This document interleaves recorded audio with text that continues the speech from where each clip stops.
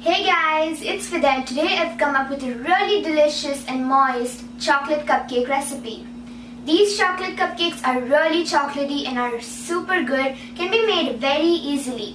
And it's not necessary to make it in cupcake form. You can go ahead and use a round mold, bake it in that and eat it as a cake form. It's super delicious anyway. And today in this recipe I'm going to be using oil instead of butter, but if you want you can use some melted butter. It's totally fine, anything you use. But the problem with butter is that when you keep it in the fridge, it will get hardened and the cake won't be any more moist. That's the reason I'm going to be using oil today, but anything will do fine. So without any further ado, let's get on to making it.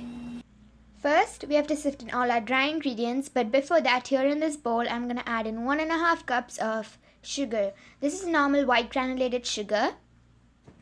And then I'm going to sift in all my dry ingredients, that is 1 1/4 cup plus 2 tablespoons of all-purpose flour. You can use cake flour also for this recipe, anything will work fine. 1.5 teaspoon of baking powder, 1 1/4 teaspoon of baking soda, and 1 teaspoon of salt. Just sift that really well.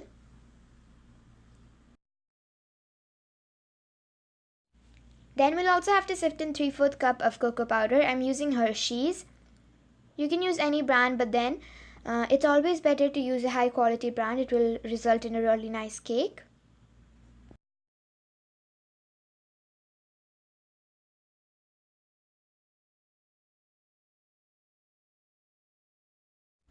And then let's set this sift aside.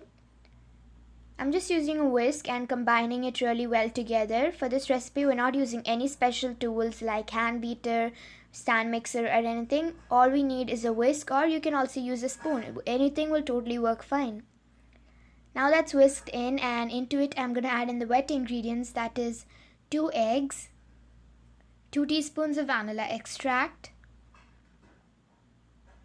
3/4 cup of buttermilk. If you cannot find buttermilk where you live, what you can do is take 3/4 cup of normal milk and add around half a tablespoon of lemon juice into it and wait for 5 minutes. It will turn into buttermilk.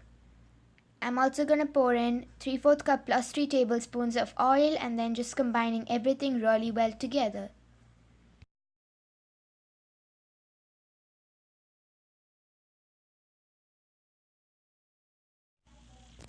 So at this point the cake batter is almost ready, but we have to add in hot water.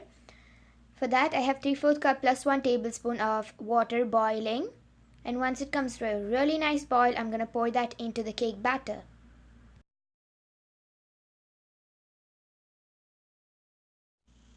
I'm going to pour that into the cake batter, first adding half of it and adding the rest later. Why we're using hot water is because hot water makes the cake more smooth, moist and velvety, so you'll get a really nice and spongy cake. Also, don't worry about your egg and flour getting cooked up. Everything will be fine because we're mixing it constantly, so nothing is going to get cooked up. I've added in the rest of the water and here it's almost getting ready. So at the end you'll see that it's a very thin batter, but that's fine, it's going to turn out perfect. Right now I'm going to pour this into my cupcake liners.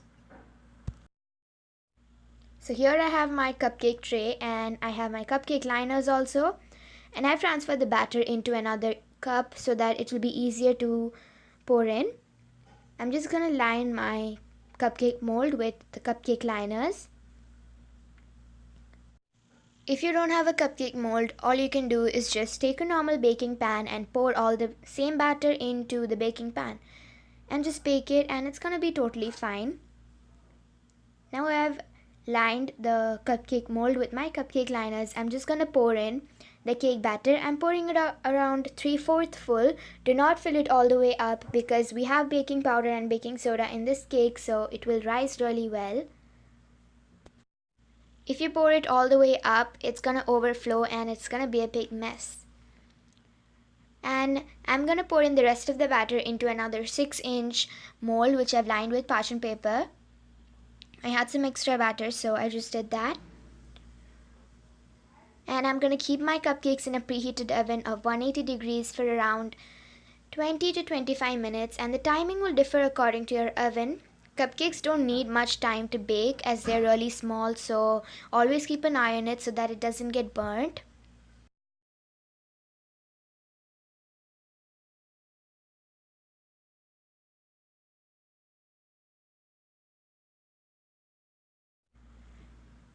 And I'm also going to pour in the batter into the 6-inch mold, and here that's done. I'm going to keep this also in a preheated oven, and the cake I'm going to keep for around 45 minutes because it is very deep. So it will take a little bit more time to bake. And here my cupcakes are perfectly ready. Always make sure you insert a skewer and check whether it's done. If it comes out free of batter and crumbs, you know it's perfectly done. So I'm going to let my cupcakes completely cool before I take it out of the liners, or there are chances the cake will stick onto the liner. And here the cake is also ready. I'm gonna let it cool completely and then take it out of my pan. As it is really soft, there are chances it will get torn.